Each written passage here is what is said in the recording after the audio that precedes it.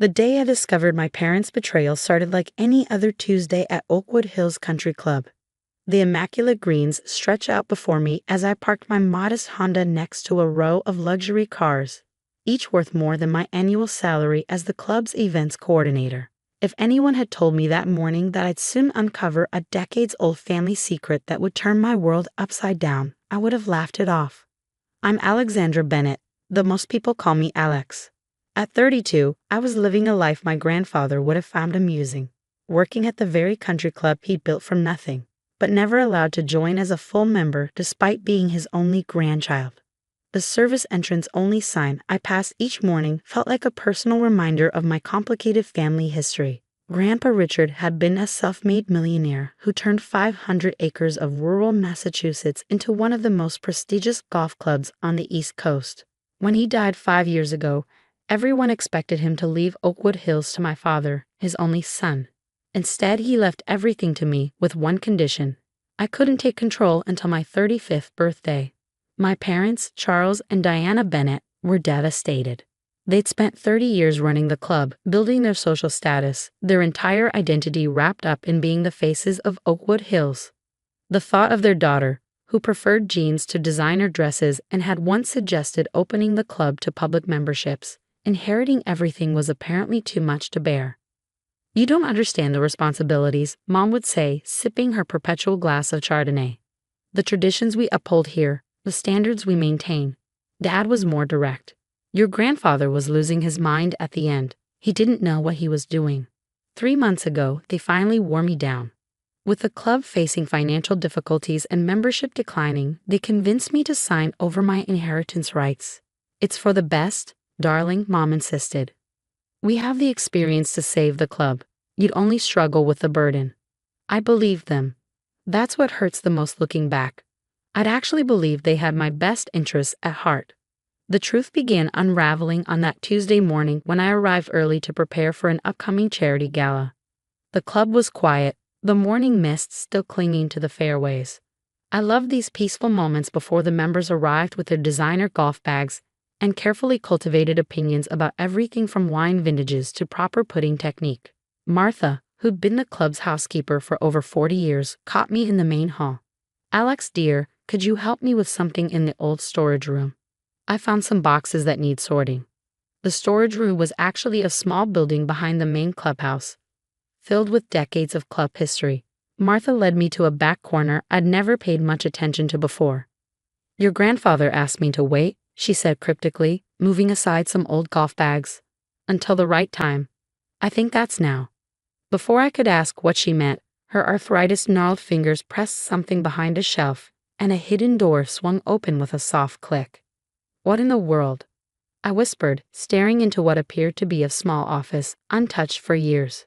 Dust covered everything, but I could see a desk, filing cabinets, and a wall safe. "Your grandfather's private office," Martha explained. "Not even your father knows about it. Richard made me promise to show you when you were ready, after what your parents did with that new contract." She trailed off, but I knew what she meant. The membership restructuring my parents had implemented after I signed over my inheritance rights had forced out several longtime members, including Martha's son, who'd grown up playing on these courses. "The combination is your birthday," Martha said softly. "He changed it the day you were born." My hands trembled as I dialed the numbers. Inside the safe, I found several folders, a leather-bound journal, and a letter addressed to me in my grandfather's distinctive handwriting. "My dearest Alexandra," it began. "If you're reading this, it means 2 things.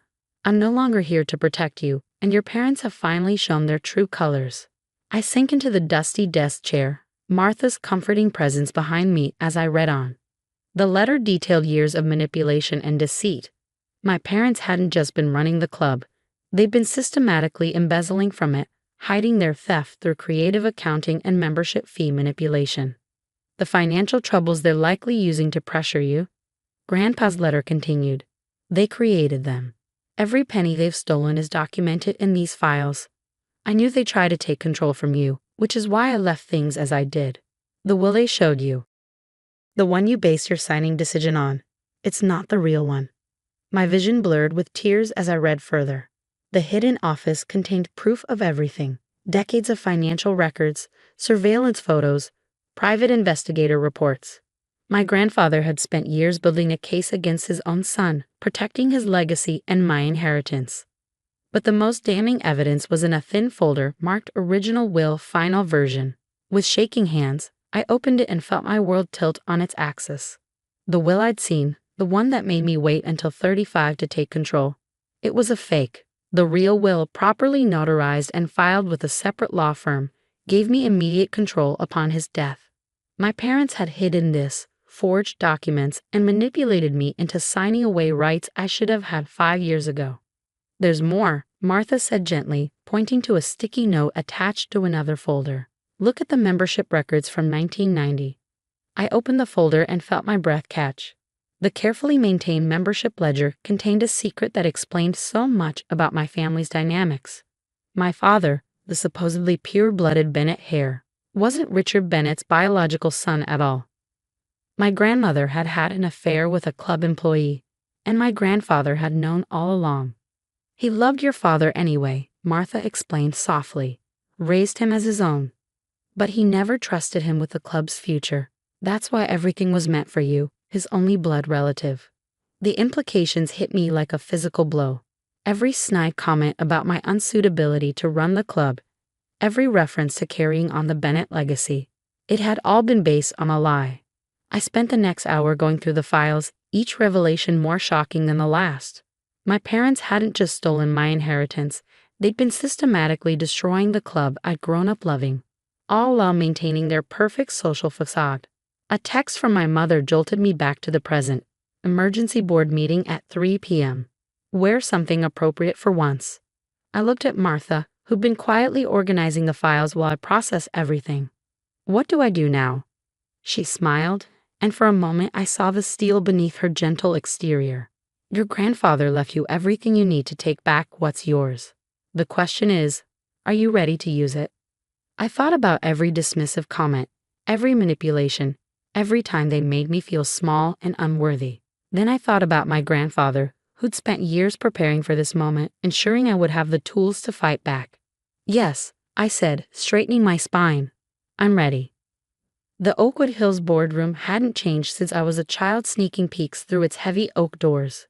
The same oversized portraits of past club presidents, including my grandfather, watched over the massive mahogany table where the club's elite made their decisions. But today, something was different. Today, I was different. I arrived 15 minutes early, dressed not in the appropriate cocktail dress my mother had texted about, but in a crisp business suit I'd bought for professional events. Martha had helped me load 3 boxes of documents into my car, each file carefully organized and tagged. "Alexandra," my mother's voice dripped disapproval as she entered. "What are you wearing? And what are these boxes?" "Just some old club records," I replied calmly, watching her perfectly manicured hands fidget with her pearls. Very enlightening reading. Dad strode in next, followed by the board members. Judge Harrison, Dr. Phillips, the Whitmore sisters, and other pillars of local society who'd been my parents' closest allies for decades. Last King Gerald Matthews, the club's accountant, looking nervous as he clutched his laptop. "Let's begin," Dad announced, taking his usual place at the head of the table. "As you know, membership has continued to decline despite our best efforts. Gerald has prepared a presentation on our financial situation." "Actually," I interrupted, standing up. "I have something to present first." My mother's wine glass froze halfway to her lips. "Alexandra, dear, this is a board meeting, not one of your little event planning sessions." "You're right," I agreed, moving to the front of the room. "This is about something much more important. This is about fraud, embezzlement, and a decades-long conspiracy to steal from Oakwood Hills Country Club." The room erupted in murmurs. Judge Harrison leaned forward, his bushy eyebrows drawn together. "Those are serious accusations, young lady." "Yes, they are." I started distributing folders to each board member, and I have proof of every single one. What followed was the most satisfying hour of my life. I laid out everything: the real will, the financial records showing systematic theft, the membership fee manipulation. With each revelation, my parents' faces grew paler. "This is absurd," Dad finally exploded, standing up so quickly his chair toppled backward.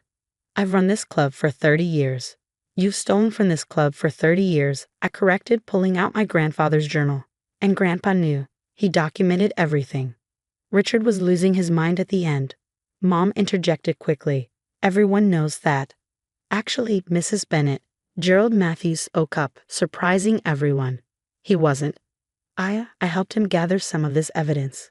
My parents' heads whipped around to stare at their supposedly loyal accountant. Gerald squared his shoulders, looking relieved to finally speak up. "Richard Bennet approached me 7 years ago," he continued. "He showed me proof of the embezzlement and asked for my help documenting it. I've been keeping separate books ever since." "You betrayed us," Mom whispered. "No, Diana. You betrayed the club. And your daughter." Gerald turned to the board. "Everything Alexandra is saying is true.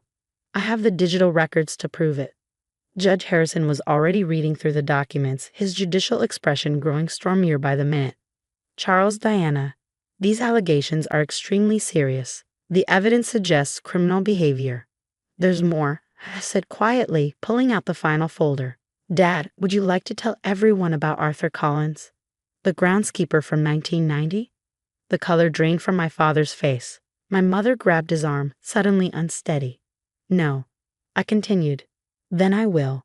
Arthur Collins was my biological grandfather, the man whose family you denied membership to last month because they weren't Oakwood Hills material was actually your half-brother, Dad." The Whitmore sisters gasped in unison. Dr. Phillips dropped his reading glasses. "You see," I addressed the board, "my grandfather, Richard Bennet, knew that his wife had an affair with Arthur Collins. Knew that his son wasn't biologically his. But he loved him anyway, raised him, gave him every opportunity. And how was he repaid? With theft, lies, and the systematic destruction of everything he built. The club's reputation will be ruined. My mother tried one last time. Alexandra, think about what you're doing to the Bennet name."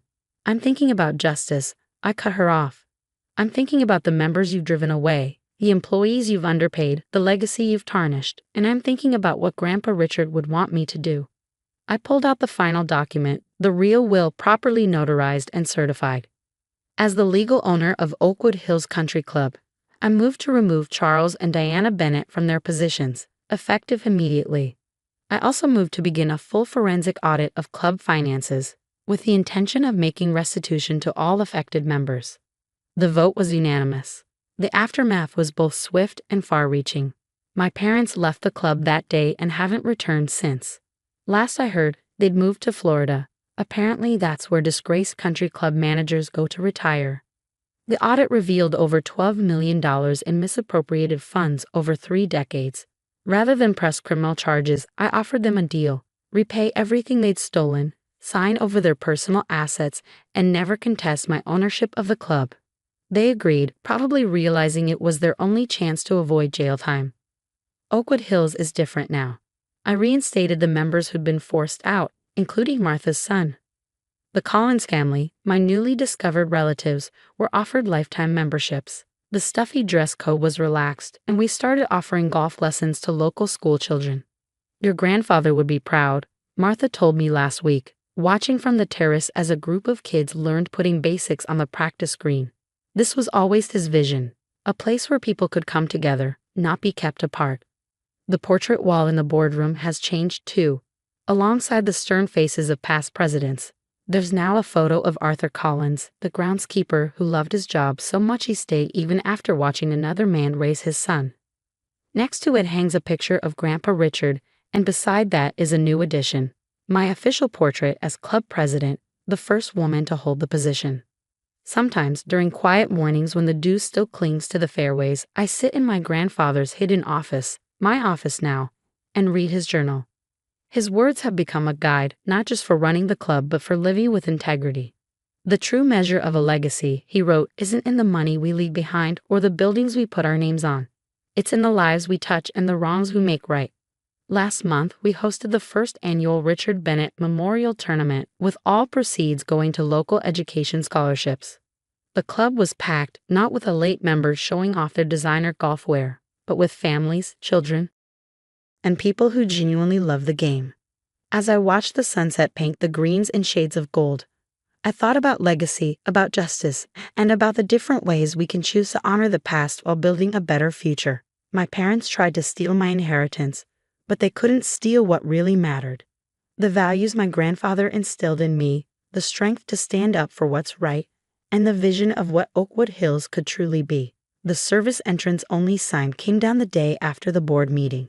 Now there's just one entrance to Oakwood Hills Country Club. The same door welcomes everyone, just as my grandfather always intended.